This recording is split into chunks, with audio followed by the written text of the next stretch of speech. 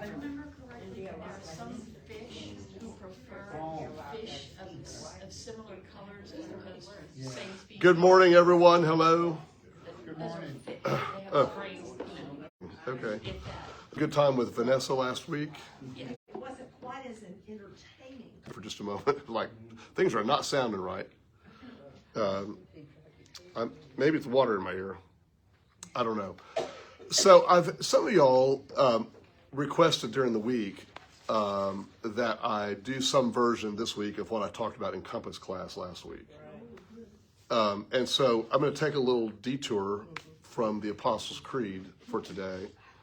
And of course, we've had another week of material to pile up on this as well. So all the more to talk about.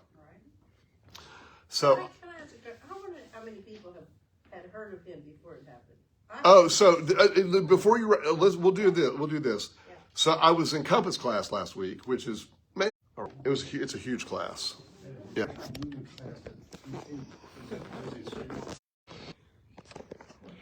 Okay. Hopefully that solves that. So there were probably 60, 70 people in the room, and I asked them a question I'm going to ask you in just a moment. I said, how many of you, of course, this was last Sunday, I said, before this week, had ever heard of Charlie Kirk and knew who he was? I mean, no. I asked it in the backward way. How many of you never heard of Charlie Kirk before this week? And let's see your show of hands. How many of you, had never heard of him? Yeah. It was 85 to 90% of the room. We don't get that. Well, there's a reason for this. Yeah, there's a reason for this because his appeal is to college students. And then what someone in the room said that others nodded yes to was, but I discovered my grandchildren knew who he was, which makes perfect sense, right? Unless you're living on the far right social media ecosystem, which I know most of y'all are not. Some of you have questions, but okay. That was a joke. All right. You're not living in that world, and you're not 20 years old. So his whole focus has been there. And I'll talk more about how that's come to be in just a moment, because it's a really important part of the story. What I said to Compass class last week, that I've said multiple times in the past week, I've written this, I believe it, that what happened 2 weeks ago and the conversation that's been going on the week and a half since is the most consequential political turning point in America since January 6th. There is nothing to compare to what we're experiencing right now. And if you read my Friday roundup, I went out on a limb and said, this is America's Kristallnacht. Maybe this thing with Kimmel, you've got a lot of people coming out of the woodwork. Yeah, but that's in reaction to Charlie Kirk. That's true. It's all because of that. It's all because, so now y'all are old enough to know what Kristallnacht was. I had lunch with a friend who's about 40 on Friday, who's well educated, and said, I don't know what you're talking about. And he was educated in Texas public schools, and actually has a master's degree. So anyhow, I had no idea. so Kristallnacht is the night of broken glass in Nazi Germany in the 1930s that began the pogroms, the persecution, ultimately, of the Jewish people. It led to the Holocaust. And what happened was you had a German-Polish expat who killed a German official, an ambassador, and that was blamed on the Jewish people. See any parallels? Yes. Yeah, right? And dear God in heaven, what is the obsession with transgender people? Like, you've got to find a transgender boogeyman in this story every time.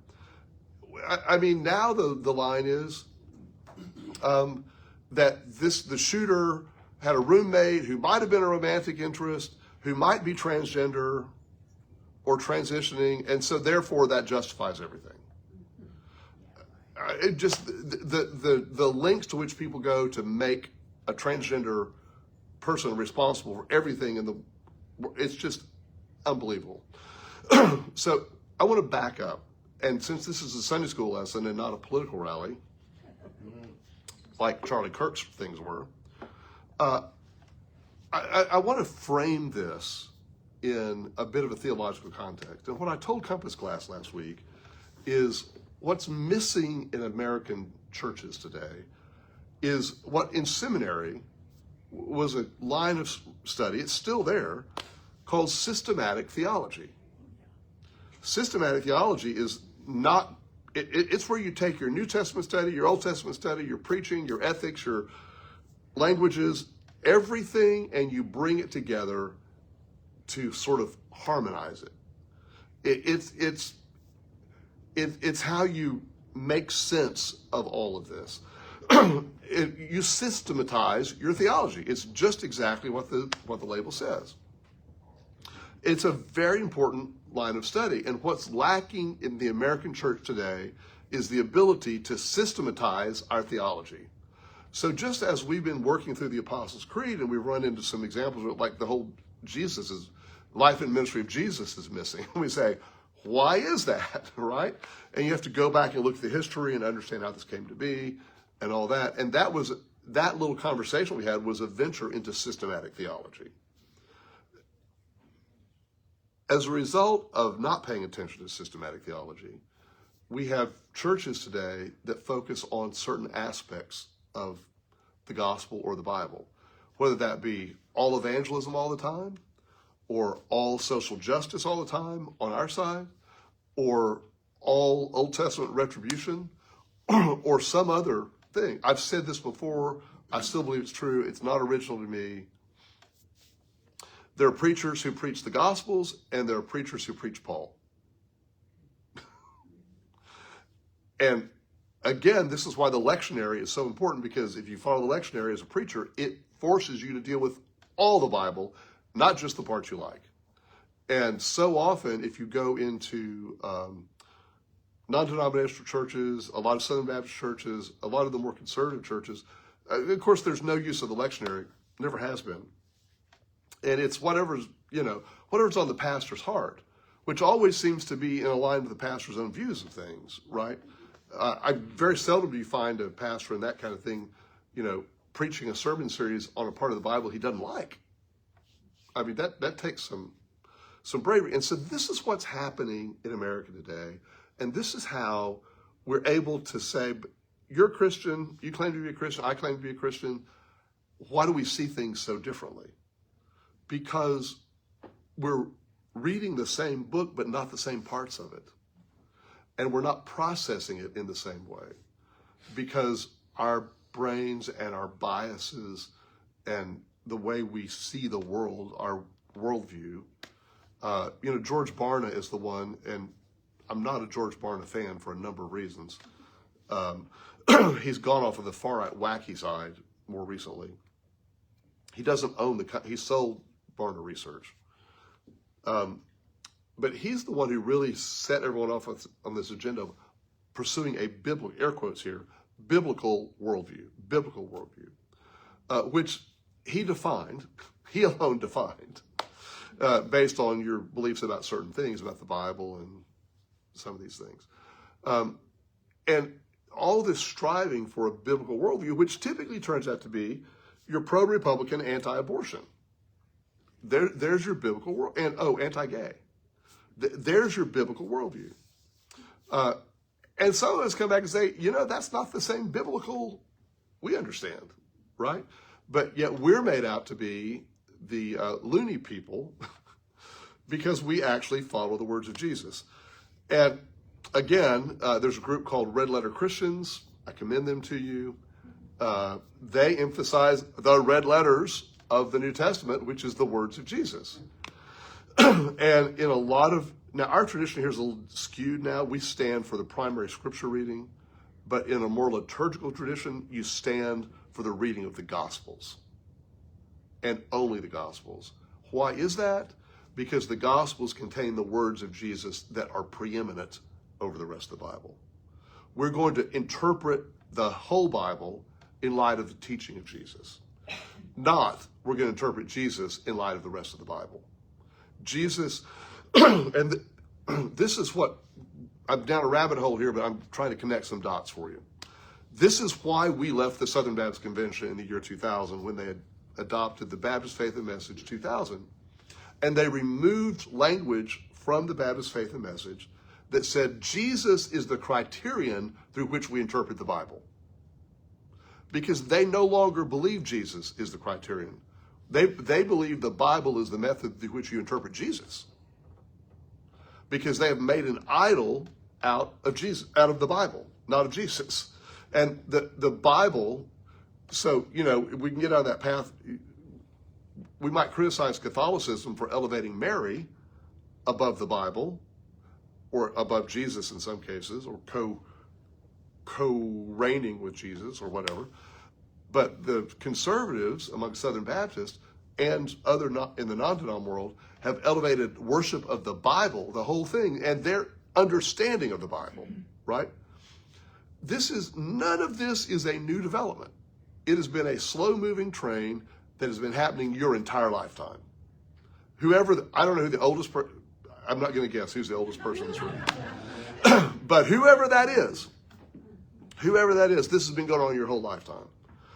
Because it predates the Scopes trial, which was 100 years ago. And there's no one in this room 100 years old that I'm aware of. So Scopes trial was a very prominent outburst of this that we thought got tamped down, but it really went underground, right? So what happened with World War II and the post-war era was this massive growth in population, and we had the baby boom, and churches were thriving, and the mainline churches were thriving, and we had sort of a shared consensus about what it was to be a white Christian in America. And then in the 60s, the racial stuff, you know, came to bear on that and began to shift it. And Newton's third law, is it third or fifth? One of Newton's laws of motion. To every action, there's an equal and opposite reaction. And every time there's been progress made to be more of who we ought to be as an inclusive people, there is a negative reaction to it. And we are living in the yo-yo of those Newtonian reactions.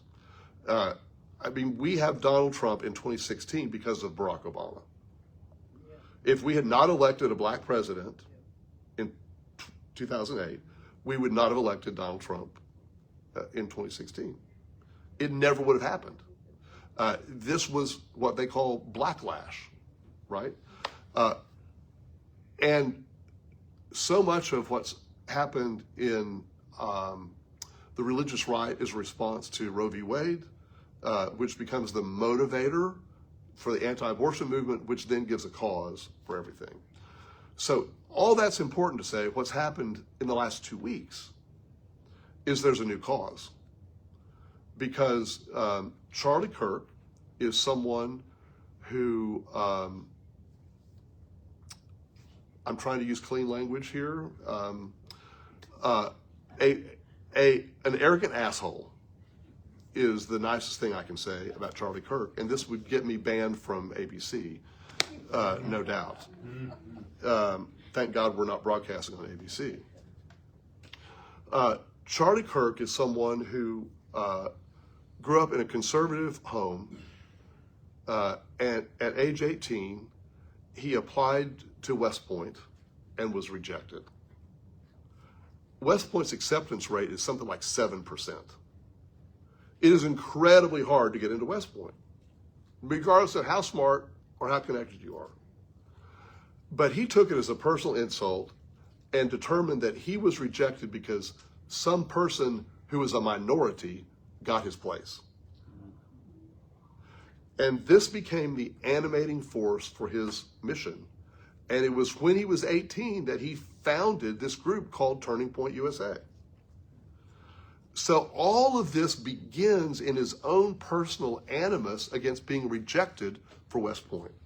So look at what else tied up in that.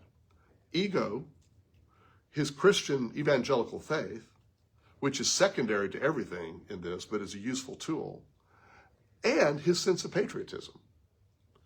He's rejected from being a patriot serving his country because some less deserving black pilot or whatever has been given the slot. And this becomes the motivating factor for him. And then he meets the Trump family. And he becomes, he inserts himself into their orbit, and they welcome him as a young influencer. And then next, there's what in political terms is called dark money. So dark money is political donations that cannot be traced. And there's a lot of this going out there thanks to a Supreme Court ruling called Citizens United that opened the floodgates for this kind of backdoor funding of political movements. And suddenly, you have this young man who's now in his 20s who is getting tens of millions of dollars into his organization to fuel, because someone out there realizes he is a good mouthpiece for young adults. And the religious right, Republicans in general at this point, are losing young adults. Still are. Little side note, I was at a pig roast last night. Yes, Wilbur was roasted. They named him. Where were you? Back behind Casa Linda. In Texas. Oh, yeah. Yeah. Some friends of mine. Yeah, it was nice. And the father of my friend, who was she and her husband were hosting this thing, was here from Jacksonville, Florida. And I met him, lovely man. And he and his wife are members of a Presbyterian church in Florida that left the PCUSA but did not join the PCA. So they're part of this new small group called ECO, that's sort of trying to split the difference in this. And so we're having, like, he finds out what I do, and so we're having this conversation about religion as we do. And he says, well, what do you think about this? Is it really true that we hear that, there's data showing there's a big uptick in young adults coming back to church?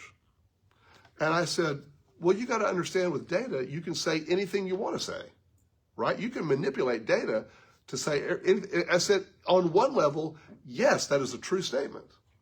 But on the other level, it's misleading because the overall American trend of young adults participating in church is so low and so bad that just because there's an uptick does not mean, I said, it's like, let's say you're running a grocery store and you're not selling any Miracle Whip at all.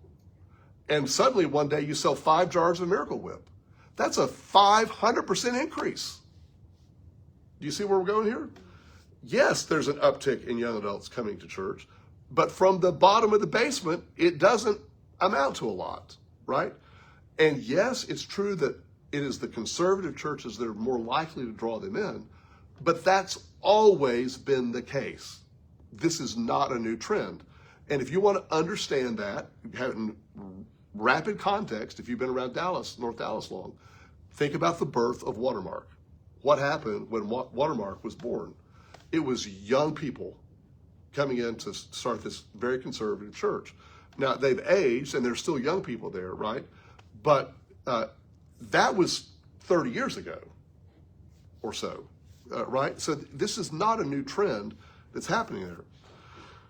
So Charlie Kirk is reaching this college audience, but he's doing it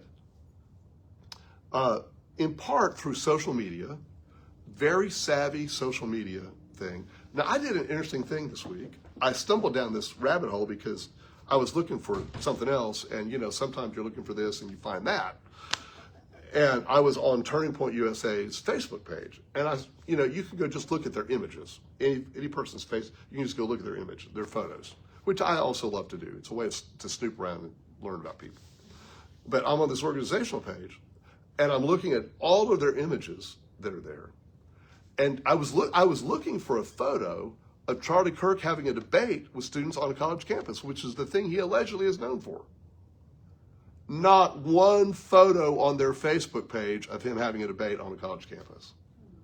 Every image on their Facebook page is a gotcha quote or incitement of some sort. They were using the social media. They still are using social media. And by the way, his, air quotes, funeral memorial service is happening at 11 o'clock this morning in Phoenix, at the very hour most people are supposed to be in church. And it looks like a political rally. So do not tell me he's primarily an evangelical. He's primarily a politician who's been co-opted into this. So the thing that people keep coming around to is, well, he held these events on college campuses, and it was like a prove me wrong kind of thing. Now, first of all, I'm probably going to write a column this week with the phrase prove me wrong in it, just as a gotcha, right? But that's a very arrogant beginning point, because it assumes I have the right answer and you've got to come prove me wrong. You know, it's rather than saying, okay, you might be right, and I ought to prove you wrong. There's a difference here.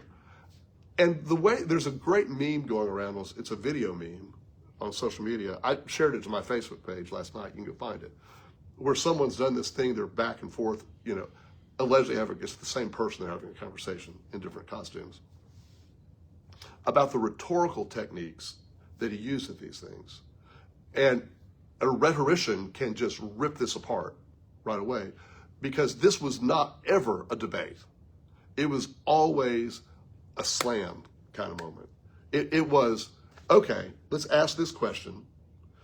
I'm going to say something awful in response, and you're going to be shocked at the awful thing I said, and then I'm going to back up and say, well, that might not be so.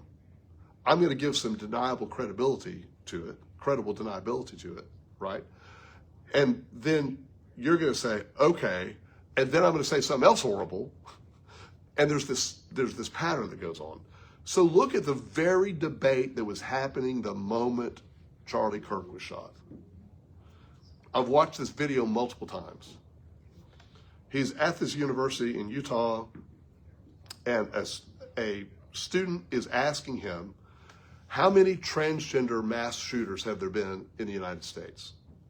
And it's one of these deals where he's sort of sitting back at this table under this canopy, right?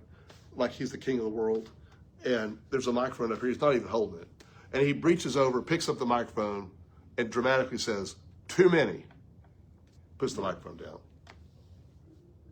Yes? Do you think that question was part of they were tied? So we'll get there in just a minute. Don't let me get away from that. Too many, he says. And then the student, who's very articulate, says, okay, I'll give you that. The number's actually 5. My next question is, do you know how many mass shootings there have been in America in the past decade? And again, the smart-ass answer Charlie Kirk gives is, picks up the microphone again, well, does that include drug gang activity or not? So he's redirecting the question to his pet thing, trying to do you see what's going on here rhetorically? And that's the very moment at which he's shot. That's it. That's the last thing he said. Boom, out goes this shot. Now, some people are trying to say, oh, well, it's because, again, we got to have a transgender boogeyman. It's because of that transgender question that he got shot. Well, let's just think about that for a moment, right?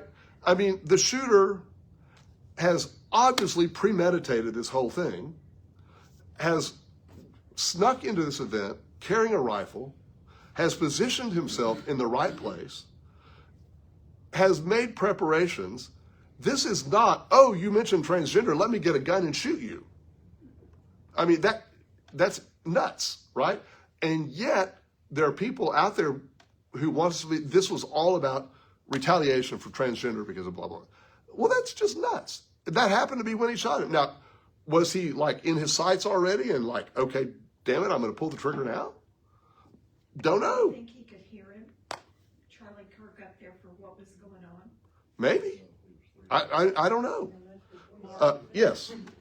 Yeah, I think that shooter probably had him in his sights for quite a while, waiting until he made a movement to get a certain angle Oh, of the yeah. neck that would do the shot. That's my perception. Because the shot was so precise, Yes. and no one else nearby was even slightly grazed. I mean, it Let me ask you a question. Normally when people shoot though, they go for a chest, a heart maybe. he knew he was wearing armor. He was wearing armor? he was wearing a vest underneath his Oh, t-shirt. I haven't heard that. Wow. So one of the things that some have said is that the bullet actually hit the chest Yeah, right. and ricocheted up to the neck. And again, it's hard to tell. I mean, who aims for the neck, for goodness sake? Right. I mean, this guy was I know someone who, not me, someone related to me, who was responding on that Wednesday night to another person on Facebook, and they responded, and it was a damn fine shot. That person's also a hunter and a fisher. And he had to take that down, and now he's living in fear of his job because he works for a state-sponsored organization. And this is we'll get to that in a moment, too, that kind of reaction. I'm going to delve into conspiracy theories for just a moment. Who benefited most from Charlie Kirk being shot? Donald Trump. You got the Epstein files about to take him, capsize him. You're underwater in all the polling. Things are going very, very badly, even though you won't admit it, right? And there are conspiracy theorists out there, I'm just saying this, who think, Trump or his people are behind this assassination because, sometimes you have to sacrifice one of your own. And what happened then, as a result of this, as you've seen in the past week and a half, is there's been this rallying around this figure that half of America didn't even know who he was, as a saint and a martyr. If you've not seen the video, the AI-generated video out there of Charlie Kirk arriving in heaven as a martyr and introducing us to his martyr friends, it's blasphemous, it's unbelievable, and here's Peter and Paul, and they're telling us how they died, and I'm Charlie, and he's in this cloud of witnesses of martyrs. Okay, yes. Excuse me. Didn't Prestonwood show Yes, the video they did. of worship? They did. Oh, no. Yes, they did. Oh, no. And who's to say how many churches will not have regular worship, but will tune in, and the worship will be the memorial service Today. at 11. Just saying. Right, yes. And this whole thing is so far-reaching. The Brits are all worked up because the royal family is kissing Donald Trump's ass. Yes. Even though Donald and Melania were so disrespectful and stupid so many times. Yeah, no, it has international implications, right? So the question is why then, why is there a rush to make Charlie Kirk a martyr and a saint when he was neither? So first of all, to be a Christian martyr, let's just clear this up. To be a Christian martyr, you have to have died defending the faith. I mean, most people we consider martyrs were executed precisely because they refused to renounce the faith. Now, in the world of conservative evangelicalism, that's exactly what Charlie Kirk did because he was doing God's will politically, right? But this is not... so Ben Cole and I have a new podcast episode out this week on this very question. And we're talking, and even Ben, who's, much more conservative than me, does not believe Charlie Kirk is a martyr. Because I think you would have trouble, by the strictest definition, of saying Dietrich Bonhoeffer was a martyr. But he's in a different category. The other thing is folks have tried to compare Charlie Kirk to Martin Luther King, which is A, hysterical, and B, wrong. And I've got another columnist last week who wrote about that and shot that down pretty well. But there's this seeking for equivalence, right? And it's a very immature kind of thing. So Charlie Kirk was not a Christian martyr. If he was anything, he's a political martyr. He was assassinated for his political beliefs, not because of his religious beliefs. And again, the next thing that's happening is those of us who are trying to point out that he was a horrible person in what he did and was misleading people all the time, we are getting bombarded with people who say, oh, but you've taken his comments out of context. He didn't really mean what you say he means. Well, where there's smoke, there's fire, right? And it's funny how Mr. Rogers was never taken out of context, right? And you can find other people like that. He really did say absolutely horrible things about women, about black people, about Rick Warren, dear God. I had an email previous week from some guy in Florida who said, I helped Rick Warren start 30 churches, and what you've done is horrible, and you've slandered Charlie Kirk and his memory. And I want to say, here's a direct quote of what Charlie Kirk said about Rick Warren, giving in, caving in to the culture as a pastor. But all of that just gets shifted aside because he's your guy, and you need a martyr. About Martin Luther King. Say again? He also said bad things. Oh, horrible things. I mean, the Civil Rights Act was awful. It was a mistake, right? So this is all white supremacist dog whistles, and the way you get around it is say, well, he didn't really mean it. But whatever he says, he's been confronted, being told, you don't stand for what Jesus stood for. You're a terrible Christian. You're a terrible, person. And he goes, I just shared the gospel with tens of thousands Right. of people. I told people about Jesus, and you're calling me a bad Christian? Yeah, no, that's exactly it. It's exactly that. He claimed to be someone who was witnessing to all these people, but he's witnessing to a false gospel. And this is like the full-blown epitome of Christian nationalism run amok. If you want to know what Christian nationalism is, it is Charlie Kirk, right? Yes. Two comments. One, the far right was very opposed to Martin Luther King. You say Oh, yeah. horrible things for years. Well, even the left at times was opposed to Martin Luther King. The second is that 50s and 60s, WASP, white Anglo-Saxon Yes. Protestant. Right. That was the term, and exactly what you said.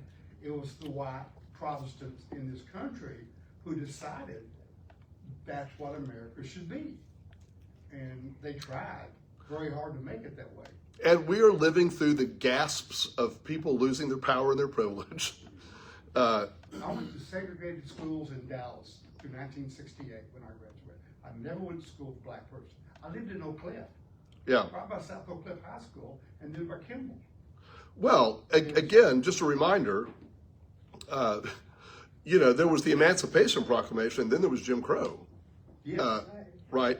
And the other thing that you've got to understand about the church in America, and this is all tied up in, so I was at a conference this week on Monday and Tuesday over here at the Beeman Hotel on religion in public education, put on by Interfaith Alliance. And a lot of our people were there. And there were like 15 different speakers. But the thing that you've got to see in context is the 1954 Supreme Court decision, Brown versus Board of Education, that desegregated public schools in America, was in another sense the launching pad for everything that's come since. Because what happened in that moment? You suddenly had a lot of conservative independent Baptist churches and some Southern Baptist churches start their own private schools. Mm-hmm. And it was in response to Brown. They wouldn't say it was racist, but it absolutely was racist because they didn't want their kids studying with black kids in school. Now, later it became about opposing busing, right? And then later it became about, a better education. Well, but also very heavy was Crystal started his thing about making FBA was because God was not allowed to be, they weren't allowed to pray aloud in school. They Right. were having devotional. He said, if you want to have a school where your child can pray and we'll have Bible studies, bring them to FBA. Yeah, and so this is again where Trump is appealing to these very people when he goes at his Religious Liberty Council 2 weeks ago and says, I'm going to put prayer back in schools, right?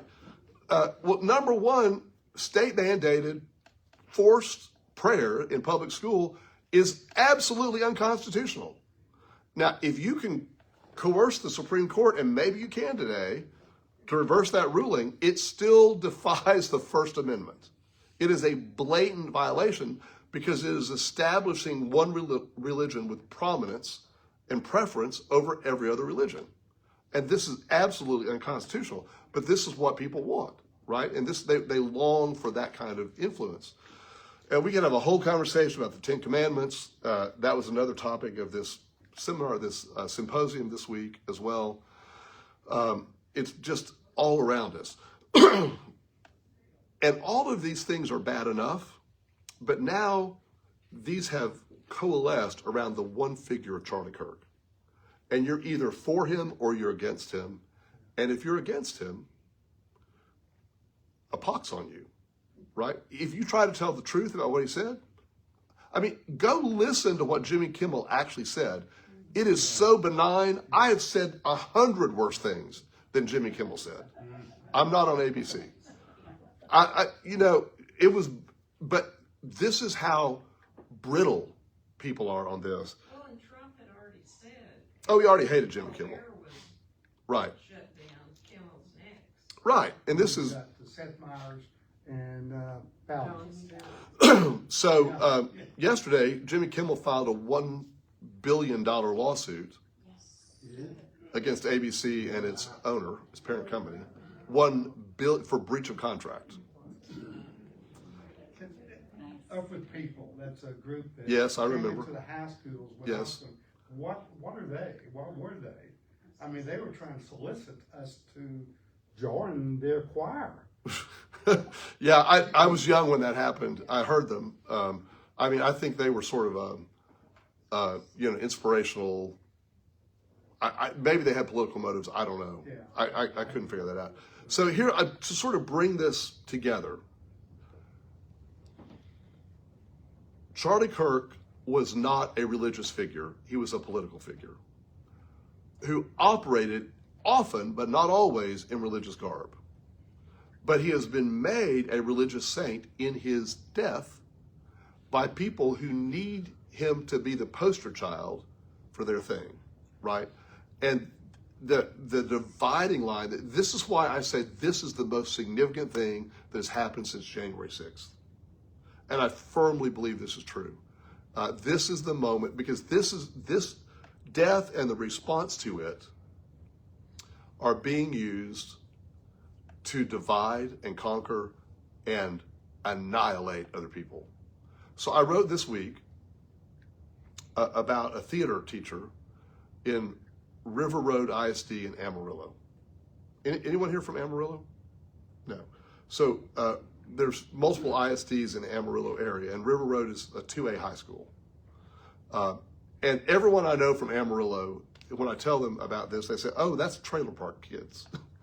I mean, it's just like it is low income almost all the way around. This guy grew up in Amarillo. He's in his 30s. He's a high school theater teacher. On the Wednesday night, Charlie Kirk was shot. He posted a long thing on his personal Facebook page about how he was bullied as a child and how traumatic this was for him along the way, and how he would not condone Charlie Kirk's death, but he also could not mourn him because he was a bully and he's raising 2 kids. And he said, my daughter is in a better world with him not bullying her. Well, he immediately got, again, personal Facebook page. First Amendment, free speech, whatever. He gets this huge, it spreads all over Amarillo, right? And he gets suspended. And on Tuesday, so I wrote about this Monday night, and I knew about this guy because of a friend of mine who's from Amarillo. Told me about him. And everything I wrote about was already public. I didn't reveal anything that was not known. And my friend gets a call from this guy who he grew up with, and saying, Monday night, saying, I'm terrified. I've got a meeting with the superintendent tomorrow morning. And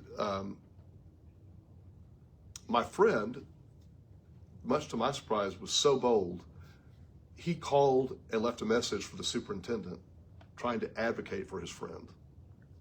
Because he knew what was going to happen. We all knew what was going to happen. And the superintendent actually called him back. My friend here in Dallas called him back. And they had a brief conversation, and my friend said to him, look, y'all are so concerned about Charlie Kirk leaving behind a widow and 2 young children, and there's so much, talk about this. My friend, who's your theater teacher, has a wife and 2 young children too. And if you fire him, they're going to not have any support at all. And he's going to have to literally leave the state of Texas to find work because of what you're going to do to him. Well, I can't discuss personal matters. And also that morning, he brought in the theater teacher and fired him. And you can imagine when this happens, you're not employable in any public school in the state of Texas, or Oklahoma, or Louisiana, or Mississippi, or Alabama. You get the picture, right? And here's someone who is this sole support for his young family. And there's all this outcry for Charlie Kirk's family with assets of $12 million already and a GoFundMe started by his wife. All right? All this dark money flowing into this organization, and you're concerned about that, but you're not concerned about this theater teacher. Go back and read the Gospels. Read the red letters. Read the words of Jesus. When you did it to the least of these, you did it to me, my brothers. The very words of Jesus. When you look at history, this country has never been what we were taught. No, it's aspirational. It's since George Washington, since the Pilgrims, there has been bullshit going on. I watched probably the best documentary I've ever seen on FDR a couple of nights on PBS. The Supreme, and it's so much of it was so right now. Yeah. Except it's kind of flipped in ways. The Supreme Court, in his second term, I guess, who looked like, showed a picture of him, a bunch of pre-Civil War old white men, big full beards, Right. mustaches. The Supreme Court was gonna overturn all the laws Roosevelt had been able to get through Congress.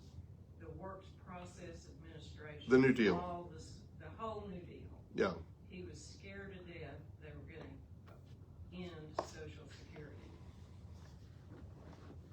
He talked, I've never heard this expression before. At that point in time, his vice president was John Nance Garner, who was very LBJ-ish. I mean, he had his thumb on the pulse of everything. Yeah. Said, everything that's going on, can I beat him? And Garner said, do you want it with the bark on or the bark off?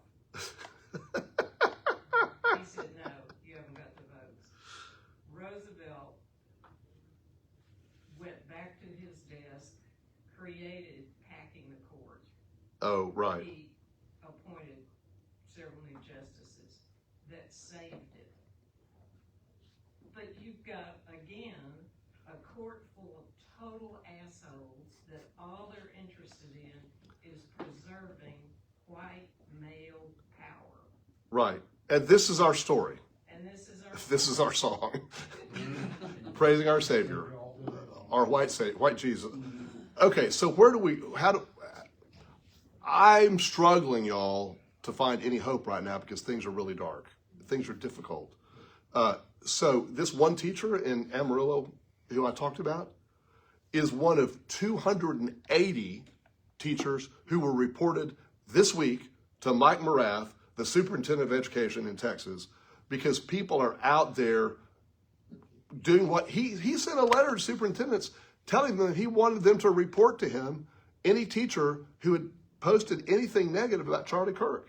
So and he said, you better fire them. Again, why all the response to this one person? You got to try to figure out what is it about, because this guy epitomized what they're trying to do, and to see him realistically is to see the whole movement realistically, right? Remember, they've said, and I may be wrong, but I'm told that he's the one who advised Trump and the whole event who to hire on his staff, how to staff his cabinet, how to, even J.D.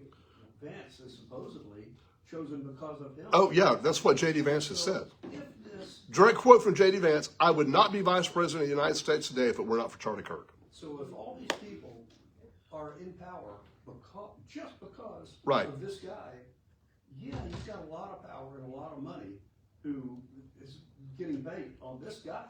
Mixed in with grief and the response to grief. So here is an iconic figure. Yeah, time? Oh, we got a question. No, question. Who hosted the symposium Paul attended? That I attended. Are you talking about the one I went to on religious education? I mean, religion and public education. Probably because it says, was it Faith Commons? Well, Faith Commons was there. They were a co-sponsor, but the primary sponsor was a group called Interfaith Alliance. Okay, But there were 20 co-sponsors to it, right? okay, this was Kerry Cole. All right, quickly. If you look at why America became America, you look at the people who came over from Europe and Germany, in England. John Adams, you read John Adams, if you go back and read any history about America, separation of church and state, no king. No We king. have one Right. now. Are we in the situation that we're going to have a revolution? Yes. Because we have lost Yes. what the experiment was supposed to be. Yes. It's no longer experiment. It's back to England. In the- We might as well be in yes. England with a king. Might as with well. an official church. What Hitler did in Germany when he became the official church of the Lutheran Church, and he wants the power. Everybody bowed down and worshiped him. That's why I said what's happened is our American crystal knot. It is the thing that is being used as the pretext to do this. Yes. Margie Lynn has responded that her mother-in-law was a germ. Anyhow, she's heard it forever, Margie Lynn. Yeah. And to be aware of it. And let's bring it around to a final closing Bible illustration. In case you didn't see the news this week, reported in B&G and elsewhere, other fine publications, not controlled by the state, there is a golden statue of Donald Trump that's been on the National Mall this week holding up a Bitcoin. It is literally a golden statue. And do you need to go back and read about Shadrach, Meshach, and Abednego? Right? Who would not bow the knee to this golden statue. Dear God. And yet, it is the evangelicals who support this and don't see it. How do you not see it? How do you not see it? This is the big question, and that's what I'm flummoxed with. But I will say, the most helpful advice I heard at the summit this week was from Skye Perryman, who runs Democracy Forward, who gave a speech in which she said, the way to win the global fight for democracy is to act locally. We've got to keep working on school boards. We've got to keep working on local city councils. All of these things matter. State, dear God, state, yes. That's a whole nother topic here in Texas right now, right? I mean, one of the most vicious people, of course, against anyone who speaks ill of Charlie Kirk has been, Ken Paxton, of course, because he's got such moral high ground, to preach from on that. But it doesn't matter, right? And he goes to Prestonwood where they're showing the video, right? It's just, the whole system is so sick. It defies, but we've been here before in different ways. And somehow the pendulum swings back because Newton's law is always right. To every action, there's an equal and opposite reaction. And I've just got to, we've got to hope and pray that there is a reaction to the extremity of this. But what's happening in the meantime is people are being hurt severely. And not just Charlie Kirk being killed, but other people are being killed by the administration. But where are our Republicans? They're cowering in fear. Cowering in fear. Yeah. Because they're going to get primaried. Yeah, and no one has a spine. I mean, dear God, I agreed with Ted Cruz one day this week. Yeah. Like, what kind of weird world am I living in? Right? And he's right. He is absolutely, there's no understanding that what you're doing to us, we could do to you.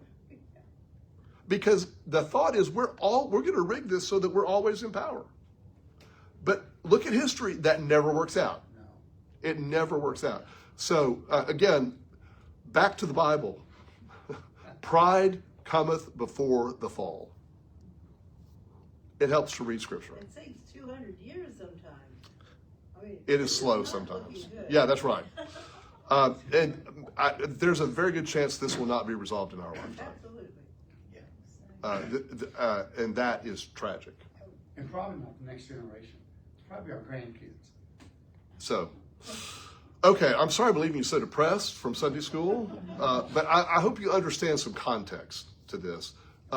This is a theological issue as much as it is a political issue. There is no way this political movement happens without the support and underpinning of the conservative evangelical church in America today. It would not happen, right? And they're still deeply embedded. And I mean, again, the irony of having this memorial service at 11 o'clock on a Sunday morning, when I saw that, even I couldn't believe it. I thought, surely this is a typo. But it's done intentionally, y'all. I wonder if they'll show it at churches, like President. That's what Donna was wondering, yeah. I mean, it's Arizona, it's mountain time, so, it'll be noon here when that's going on. No, they don't go on daylight savings. That's right. Oh, so it's the same time now? No. No, Yeah, it's that's 2 it. hours. Oh, it's 2 hours. God, that's so confusing. We need to get our act together on daylight savings time. Okay. All right. Let's pray together, and then Charlene will come with our other prayer concerns. God, grant us your grace and strength for these difficult times, we pray. Through Jesus Christ. Amen.